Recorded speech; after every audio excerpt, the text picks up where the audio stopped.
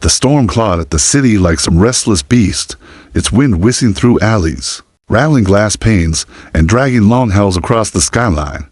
High above it all, perched like a watchtower of wealth and stone, stood Alexander Stone's mansion.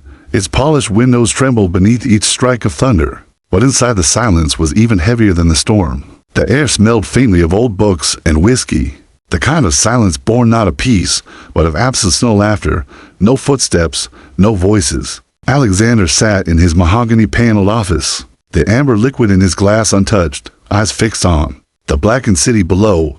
At 43, he had everything he once believed mattered: an empire, power that stretched across continents, and a fortune that newspapers loved to tally. Yet the silence reminded him nightly that all his victories had come at the cost of something he could not buy back.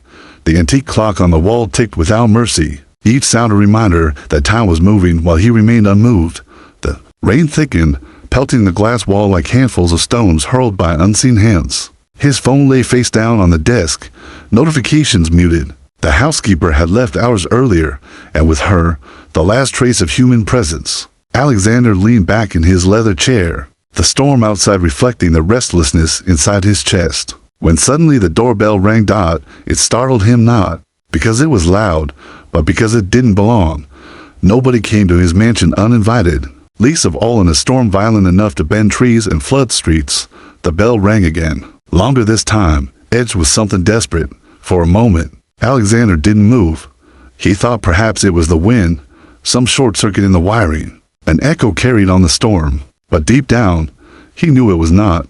He set the glass down with deliberate care, the sound of it meeting the desk unnaturally sharp in the cavernous silence. His footsteps echoed across the marble hall, rolling ahead of him like a warning to whoever waited on the other side. When he reached the heavy oak door, the storm pushed against it as though trying to break in. He pulled it open, and the wind slapped him with cold rain. His shirt clung to his skin in seconds, his hair plastering against his forehead. There she was. A little girl stood on the stone steps, her thin dress drenched and clinging to her frail body. Her dark hair was matted to her cheeks, her lips trembling with every shuddering breath, but it was her eyes that froze him wide. Brown eyes that carried both fear and hunger, too large for her small face, to know it for a child. Rain streaked down her face like tears that had long since run out. She opened her mouth, and her voice, fragile as a thread in the storm, rose above the roar. "Please, sir," she said, almost swallowed by the wind. "I'm so hungry. May I come in, please?" For a heartbeat, Alexander did not move. He knew contracts, negotiations, mergers worth billions, the art of breaking men without raising his voice, but he did not know what to do with a child, not one who looked as if she had been pulled from the very edge of the world. His instinct screamed for him to ask questions, to protect the order of his life, to shut the door and retreat into the safety of silence. Yet something else stirred inside him, something sharp and unfamiliar pressing against his chest. The storm raged on behind her, its fury unrelenting, as though determined to drag her back into the night. She stood there, waiting, not flinching, her eyes fixed on him with a courage born only from desperation. Alexander inhaled slowly, his jaw tight, his hand still on the door, and then against everything that defined him, against the fortress he had built around himself, he stepped aside. "Come in," he said. The girl slipped past him, quiet as a shadow, her bare feet leaving small pools of water on the marble floor. The air inside was warmer, but she shivered all the same. Alexander closed the door, shutting out the storm, yet somehow knowing the true storm had just crossed his threshold. The storm still pounded against the glass walls as though unwilling to surrender its hold on the night. But inside the mansion, there was a new kind of silence. It wasn't the empty silence Alexander had grown used to, the silence of wealth and marble halls. It was heavier, charged, the kind that arrived when something utterly out of place had forced its way in. The little girl stood just a few steps inside, her soaked dress dripping steadily onto the polished floor, creating a trail of water that shimmered under the chandelier. She seemed so small against the vastness of the hall, as if the space itself wanted to swallow her whole. Alexander studied her from the corner of his eye as he led her toward the living room. The fire in the hearth had burned low, but the faint orange glow painted flickering shadows across the leather chairs and shelves of first edition books. He motioned to the sofa. She hesitated, her bare toes curling against the cold marble as though afraid the house itself might reject her presence. Slowly, she stepped forward, eyes darting from the paintings on the walls to the tall windows, like someone cataloging every detail for reasons she would not yet confess. "Sit," he said, lowering himself into the chair across from her. She perched on the edge of the sofa, her small frame rigid, knees pressed tightly together, hands folded in her lap as though trying to appear invisible. Her teeth chattered softly, though she tried to still them. Alexander leaned forward, elbows resting on his knees, and asked, "When did you last eat?" Her gaze flickered to the fire, then back to him. "I don't know," she whispered, her voice raw and fragile. Like a note carried away by the wind. The admission struck deeper than he expected. He had faced ruthless competitors across boardrooms, had torn through men twice his age in negotiations, but never had a three-word sentence dismantled him so completely. For a moment, the carefully sharpened edges of his mind dulled, and in their place rose a memory he himself as a boy, sitting in a dark kitchen with an empty plate, waiting for a father who never came home, for a mother who had already left. He shook it off, forcing his attention back to the girl. "Wait here," he said, his voice firmer than he intended. The kitchen greeted him with humming lights and the polished emptiness of a place rarely used. He opened the pantry, pulled out bread, then set a pan on the stove. The crack of 2 eggs hitting the pan echoed louder than thunder as the food sizzled. He caught himself staring, realizing it had been years since he had cooked for anyone but himself. The act felt strangely intimate, almost intrusive, as though he were trespassing in his own home. When he returned, the plate in hand, the girl's eyes widened, her lips parted slightly, but she said nothing, not until he set the food in front of her. Then, in the faintest breath, came a word almost too soft to hear: "Thank you." She began to eat, carefully at first, then with an urgency that betrayed her hunger. Her hands moved quickly, but her eyes kept flicking up to him, as if she feared he might snatch the plate away. Alexander said nothing, letting the crackle of the fire and the scrape of her fork fill the room. The sight of her eating stirred something he couldn't name. By the time the plate was empty, her shoulders had loosened slightly, though her hands folded in her lap again as if bracing for what came next. "Your name?" he asked, quietly. "Sophia," she whispered, her voice steady this time. The sound of it lingered in the air, heavy with a weight he couldn't explain. Sophia. The name curled around his mind, unfamiliar yet unsettlingly sharp, as though it belonged to something half-remembered. His gaze swept over her once more, the way she sat too neatly for a child, the way her eyes studied every corner of the room instead of simply resting in relief. This wasn't chance.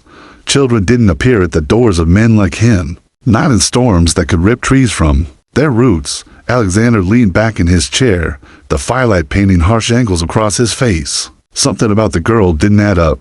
She wasn't just an orphan seeking shelter. She had come to this house for a reason, and though she looked fragile for the night she had walked through, the storm outside was nothing compared to the storm she carried within her eyes.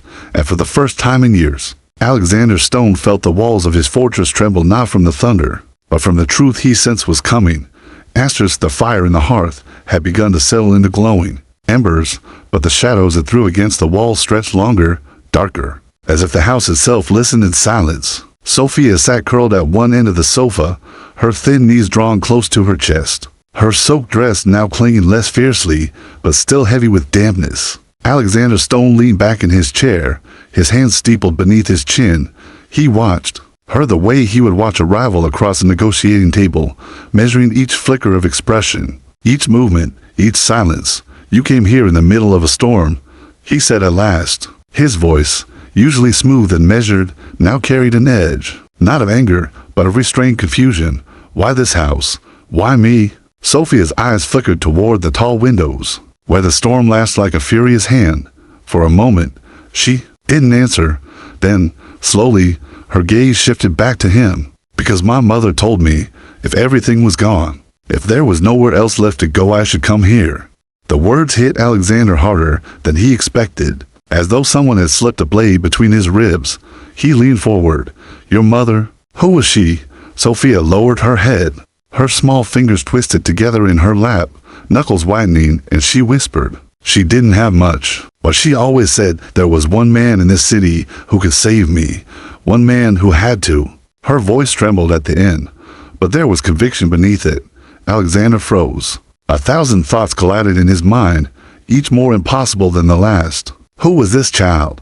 What woman had spoken his name into her ear? He had spent his life erasing the pieces of his past that threatened the empire he built. Old lovers, a strange family, abandoned streets, shadows he paid fortunes to bury, and yet here, sitting in his home, was a girl who carried those shadows in her eyes. Your mother's name, he pressed, though his tone softened without him meaning it to. Sophia's lips parted, but no sound came out. Instead, her eyes moved again, this time to the portrait that hung above the mantel.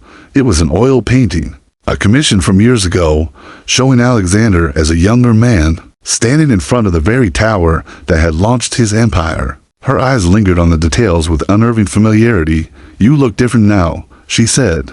The words chilled him. No child should speak like that, like someone who knew him, not as the world's CEO, but as a man before all of this marble and glass. He tried to steady his breathing. Sophia, he said, quieter now, tell me who sent you here. She raised her head, and for the first time, he saw more than fear in her eyes. There was something sharper, something like recognition. I can't, she whispered. Not yet. The fire cracked, sending a shower of sparks upward. Alexander's jaw tightened. Not yet. What kind of child spoke with that kind of restraint? He had the sudden, unnerving sense that this meeting was not a coincidence, not even a desperate accident. It was deliberate, calculated. He stood and walked to the window. Outside, lightning split the sky, lighting up the stone terrace and the long drive below. No footprints remained now. The rain had erased her path. It was as though she had been delivered by the storm itself. Behind him, Sophia shifted on the sofa. You don't like silence, she said suddenly. He turned, startled. What makes you say that? You keep filling it with questions. Her words left him speechless. It was true, though he had never admitted it, not even to himself. Silence was unbearable to him, not because it was empty, but because it reminded him of the boy he once was, alone in a kitchen, waiting for footsteps that never came. Alexander exhaled slowly, trying to anchor himself. You should rest, he said at last, his voice regaining its controlled timbre. I'll have a room prepared. Sophia hesitated. Her eyes darted again to the corners of the hall, the shelves, the paintings, as though she was gathering pieces of a puzzle only she could see. Then she gave a small nod. Thank you, she murmured, but the way she spoke it sounded less like gratitude and more like the end of a promise she'd made to herself. As she rose and followed him toward the stairs, her small footsteps echoing softly against the marble, Alexander felt the strange sensation of being watched not by her, but by something unseen, as if the storm itself had forced him into a chapter he had no choice but to read. And deep inside, beneath layers of discipline and wealth, a question whispered like thunder. Who was this girl really? And what part of his past had finally come to claim him through her? The house was quiet again, but it was no longer the silence Alexander had lived with for years. This silence was alive, almost watchful, stretching through the marble halls like a shadow waiting to speak. He led Sophia up the curved staircase, his hand brushing the railing polished by decades of disuse. The mansion had been built for family, for footsteps and voices and laughter that never came. Now a child's fragile presence broke through its hollowness, her bare feet making almost no sound against the floor. He opened the door to the guest room at the far end of the hall. The space was elegant, but cold. A king-size bed draped in cream linen, a crystal lamp on the nightstand, tall curtains shifting faintly from the draft. It looked more like a showroom than a room meant for comfort. Sophia stood in the doorway, hesitating, her small hand clutching the doorframe. You can sleep here, Alexander said. She nodded but didn't move. Instead, her eyes wandered across the walls, to the painting of the ocean that hung above the bed, to the small bookshelf lined with novels. She stepped inside slowly, like someone entering a place she already knew. You been here before? He asked sharply. She froze, her shoulders tensed. No, she whispered, too quickly. But Alexander knew the look of a lie. He had built empires on it. He closed the door behind her and remained in the room, his presence filling the space like the storm outside. Then why do you look at this place as though it remembers you? Sophia turned her face away, staring instead at the ocean painting. My mother used to talk about the sea, she said softly. She said it was where all her secrets were buried. The words chilled him. His chest tightened. He walked toward the window, pulling the curtain aside just enough to see the storm still clawing at the world beyond. "What was your mother's name?" His voice was steady, but his heart pounded like the thunder. Sophia hesitated, then answered with a whisper, "Elena." The name slammed into him like a sudden strike of lightning. His hand tightened on the curtain. Elena, a name he had locked away, buried so deep he thought the years had killed it. A woman with dark eyes and a laugh that used to echo in small apartments. Long before his empire rose, a woman he had left behind because ambition demanded sacrifice. He had told himself she would forget him, that she was only a chapter of his past.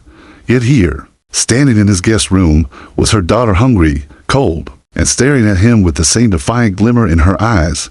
Alexander turned, his face hard, though inside he felt something collapse. "Why did your mother send you here?" Sophia swallowed, her small voice breaking. "Because she said, you owed me." The silence that followed was heavier than the storm. He stepped closer, his shadow stretching across the carpet toward her. "Owed you? What do you mean by that?" Sophia's eyes brimmed with tears, but she did not look away. "She told me you were the man who could have saved us, but you chose not to." Alexander's throat closed. He remembered Elena's voice years ago, pleading with him not to walk away. He had been younger, hungrier for power, blind to anything that couldn't be measured in profit and conquest. He told himself love was a distraction, family a weakness. He had left her with nothing but silence. Now her child stood in his house, a living reminder of the life he had abandoned. The storm outside roared louder, as though the night itself wanted the truth spoken. Alexander turned back toward the window, hiding the tremor in his hands. "Your mother, she's gone." "Isn't she?" Sophia's silence was answer enough. The firelight from the hall caught the wetness on her cheeks. Alexander clenched his jaw. His empire suddenly meaningless, each tower and share and profit fading against the simple reality that he had a daughter who had suffered because of his choices. Sophia sat on the edge of the bed, her small hands gripping the blanket. She seemed smaller than ever, but her eyes, Elena's eyes, held a strength that pierced through the man who once thought himself unshakable. "Why did you come tonight?" he asked, his voice rough, no longer the CEO, but the man beneath. Sophia lowered her head. "Because she told me, if the world ever left me alone, I should find you, and ask if you could be my father." The words fell between them like thunder made flesh, shaking Alexander in ways no storm ever could. He stood there, silent, feeling the walls of his mansion lean inward, the weight of every decision pressing against him. For the first time in years, he did not know what to do. The empire builder, the strategist, the man who had carved his name into the skyline reduced to a man staring at a child who carried the truth he had run from his entire life. And somewhere, in the storm's howling, Alexander heard the faintest whisper of Elena's voice, carried through the years, reminding him that no fortress was strong enough to keep love or guilt forever outside its doors. The rain slowed just before dawn, but the storm inside Alexander's house had only grown. He hadn't slept. He couldn't. The name Elena lingered in his mind like a ghost pressing against every wall. A ghost he thought he had buried under glass towers and billion-dollar deals. And now, his daughter, slept only a few rooms away. The mansion felt smaller, its silence no longer empty, but suffocating, as though the house itself waited for him to face what he had avoided for decades. He poured himself another drink, though the whiskey tasted like ash. His reflection in the window was haggard, older than the man he had once imagined himself becoming. He had built his empire on precision, on control, on never allowing the past to touch him. But Sophia had cracked that control open with nothing more than her presence, her small voice, her mother's name. By the time the first gray light pushed through the storm clouds, Alexander stood outside the guest room door. He didn't knock immediately. For a moment, he simply listened. The soft sound of breathing carried through the wood. He pressed his hand against the door, then finally turned the handle. Sophia sat awake on the bed, clutching the blanket around her. Her eyes were red from crying, but dry now. Too steady for someone her age, she looked up at him without surprise, as if she had known he would come.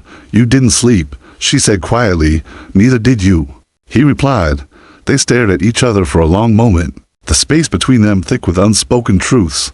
Then Alexander stepped inside. He lowered himself into the chair by the desk, his posture rigid but his eyes restless. "Tell me everything," he said, His voice carried the weight of a command, but beneath it was something more fragile and unspoken plea. Sophia hesitated, clutching the blanket tighter. I told you already. My mother said you could save me. She said you had to. That's not enough. His jaw clenched. Why me? Why this house? What exactly did she tell you? Sophia's gaze wandered to the window, where the storm's remnants streaked the glass. Her small voice trembled at first, then grew steadier. She said, you were the man who broke her heart, that you left her when she needed you. But she never hated you. She only said one day I might need to find you, and if I did, I'd know. Because the storm would lead me. Alexander's chest tightened. He remembered Elena's words the night he walked away. If you leave now, you'll carry this storm with you forever. He had laughed at the metaphor then, to consumed by ambition to see the truth. Yet here, years later, a child had arrived at his door carried by a storm violent enough to shake even him. She said you owed me, Sophia whispered again, her voice barely audible. Alexander rubbed his temples, his mind a battlefield of memory and denial. If what you say is true, if Elena was your mother. He stopped, unable to finish. His throat burned. How do I know? Sophia looked at him then, her eyes fierce despite her small frame. Slowly, she reached into the pocket of her damp dress. Her fingers trembled as she pulled out a small silver locket, worn and tarnished from years of being held. She placed it on the desk between them. Alexander stared at it as though it were a live wire. His hand hovered above it, then finally closed around the metal. When he clicked it open, his breath caught. Inside was a faded photograph himself, younger, standing beside Elena, his arm around her shoulders. He had forgotten the picture even existed, yet here it was, carried by the child in front of him. Sophia's voice broke the silence. She gave it to me before she trailed off, her lips trembling. She said it was proof. The world tilted around Alexander. The whiskey in his veins turned to ice. Proof. No negotiation, no denial. No carefully built wall of excuses could erase the reality staring back at him. He closed the locket and set it gently back on the desk, his hands shaking for the first time in years. Why didn't she tell me? He whispered, though the question was meant for the ghosts, not Sophia. She said you chose your empire, Sophia answered, her small voice cutting through him like glass. But she also said, maybe you choose differently one day. Maybe you choose me. The silence that followed was unbearable. Alexander stood abruptly, turning toward the window, his reflection fractured by the streaks of rain. He wanted to run, to bury himself in the comfort of meetings and money. But the fortress he had built no longer felt like protection. It felt like a prison. Behind him, Sophia climbed off the bed. She stood barefoot on the carpet, her small frame dwarfed by the room, yet her presence filled it with a strength he could not ignore. If you don't want me here, she whispered, I can leave. Alexander turned sharply, his voice breaking for the first time in years. No. The word hung between them, raw and final. His chest heaved as he realized what it meant. He had shut out the world, sacrificed love, abandoned Elena, but here stood Sophia, flesh and blood, asking nothing but shelter, asking nothing but what he had denied for so long. He crossed the room slowly, his footsteps heavy, and stopped before her. His hand lifted, hesitated, then finally rested gently on her small shoulder. For a man who commanded thousands, who dictated the future of empires with a signature, it was the simplest gesture he had ever made and the most terrifying. Sophia's eyes lifted to his, wide and searching. In that fragile moment, Alexander Stone felt the foundation of his empire quake not from the storm outside, but from the truth inside. He was not as alone as he had told himself, but with that truth came a new dread. If Sophia had found her way to him, others might come too. Elena's past, his past. The secrets he had buried, they weren't finished with him yet. And somewhere in the depths of his mansion, Alexander realized letting her in was not the end of the storm. It was only the beginning. The sun had not yet broken the horizon, but the storm had left its mark on the city below. Streets glistened like rivers of glass. Rooftops sagged under the weight of rain, and the world smelled of wet earth and renewal. Inside the mansion, however, the storm had not passed.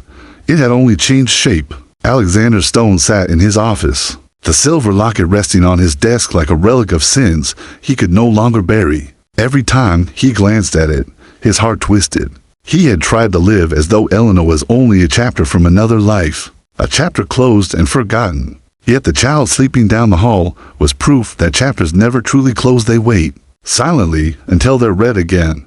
The antique clock ticked, the sound used to comfort him, proof of order and discipline. But now each tick sounded like judgment. Alexander leaned back in his chair, staring at the ceiling. His empire had been built on absolute certainty, on decisions executed without hesitation. But now certainty was gone, replaced by the memory of Elena's eyes, Elena's laughter, Elena's final words, "You'll carry the storm forever." A soft knock at the door cut through his thoughts. He straightened. "Come in." The door creaked open and Sophia stepped inside, still barefoot, still fragile in her damp dress. Yet she carried herself with a quiet determination that unsettled him. She did not ask permission. She walked straight to the desk, her gaze falling on the locket. "You believe me now," she said softly. Alexander's throat tightened. He wanted to deny it, to hide behind his fortress of silence. But the weight of the locket crushed his excuses. "Yes," he admitted. His voice cracked on the single word. Sophia sat on the edge of the chair opposite him, her feet dangling above the floor.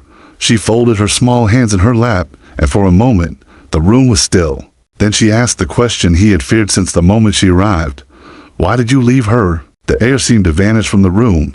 Alexander gripped the armrest of his chair, his knuckles pale. Images flooded his mind. Elena's smile in the glow of a streetlight.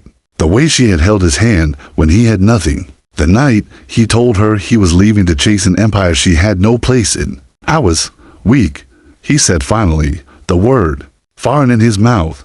"I told myself it was strength, that building this life was more important than anything else. I thought she'd move on. I thought—" He stopped, his voice breaking. "I thought love was a distraction. I was wrong."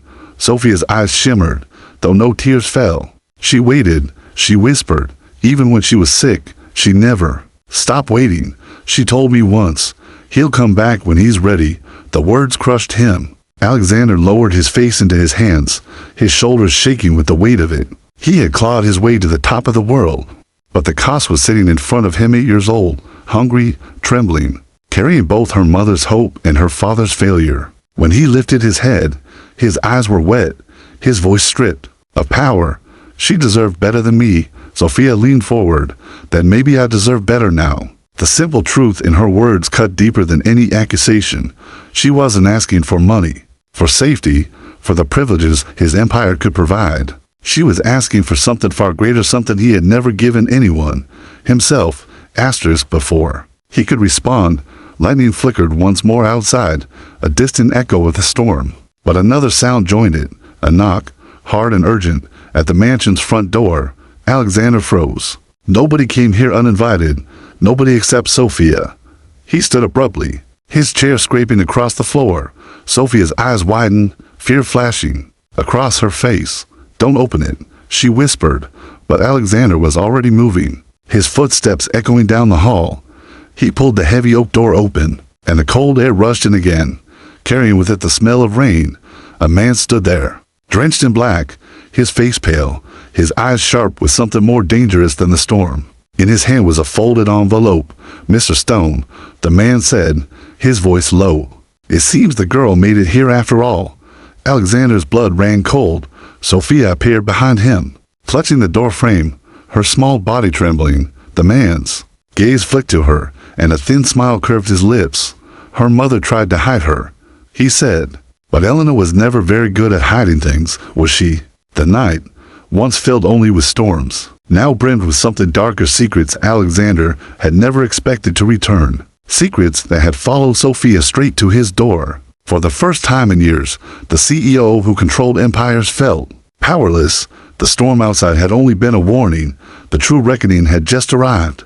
The air at the threshold turned sharp and metallic, as though the storm had left behind not rain but danger. Alexander gripped the edge of the oak door, his knuckles white, his gaze locked on the man standing before him. The stranger was tall, his black coat plastered to his frame, his eyes too calm for someone who had fought his way through a storm. In his hand, the folded envelope looked small, but the weight of it pressed heavier than stone. Behind Alexander, Sophia trembled. Her small fingers clutched the edge of his sleeve, tugging once. A silent plea not to let this man inside.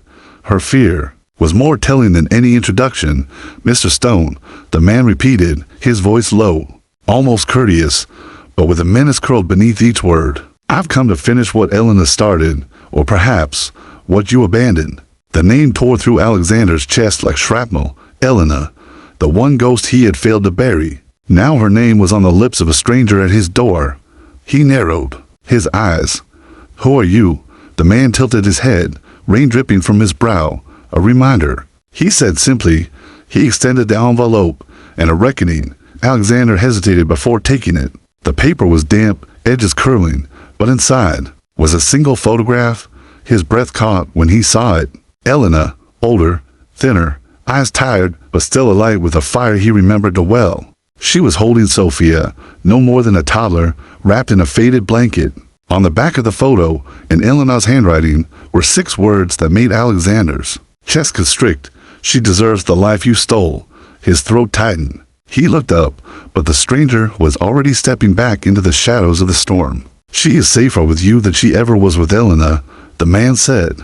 "But do not mistake safety for freedom. Others will come. They always do." And then, as quickly as he had appeared, the man turned and disappeared into the rain, swallowed by the night. The heavy door groaned shut under Alexander's hand, and silence surged back into the mansion. He turned, the photograph still trembling between his fingers. Sophia stared at him, wide-eyed, her lips pressed tightly together as though afraid of what he might say. He crouched down, lowering himself until he was eye level with her. "Sophia," he said, his voice unsteady. "Who was that man?" Her lashes fluttered. She looked away. "Mama said they were after her, after us, because of you." The words struck harder than any storm. Alexander staggered back, memories flooding him. Deals that blurred the line between brilliance and brutality. Competitors he had ruined. Rivals who had vanished. He had convinced himself he was untouchable, that the cost of empire was paid only in boardrooms. But Elena had carried the consequences alone. Sophia's voice broke the silence. "She told me if I ever found you, you'd have to choose." "Choose?" Alexander whispered. Her gaze rose, brown eyes reflecting both Elena's fire and her own fragile hope. "Between your world and me, the locket, the photograph, the storm." The stranger, everything collided inside him, crushing the walls he had built. He saw himself as he truly was, a man who had conquered towers of steel and glass but lost the only thing that mattered. And here, before him, was a second chance wrapped in trembling hands and tear-streaked cheeks. Slowly, Alexander reached out. His palm rested against Sophia's damp hair, his fingers brushing gently across her crown. "There is no choice," he said, his voice breaking. "You are my world now for the first time." Sophia let herself collapse into his chest, her small arms wrapped around him, her sobs muffled against the fabric of his shirt. Alexander closed his eyes, holding her as though she were the only anchor left to keep him from drowning. But the mansion around them was no longer silent. The storm outside had cleared, yet inside, echoes remained. The stranger's warning lingered. Like smoke, others will come. And as Alexander held Sophia, he knew the truth. The storm was not over. It had only shifted. His empire, his enemies, his past, they would come for him through her. But for the first time in his life, Alexander was not afraid. For once, he had something worth protecting, not towers of steel or stacks of wealth, but the fragile, defiant heartbeat of the girl who had arrived at his door begging for food and shelter. The final crack in his fortress had become the only doorway that mattered. And in that doorway stood the future, not the one he had built, but the one he had almost destroyed.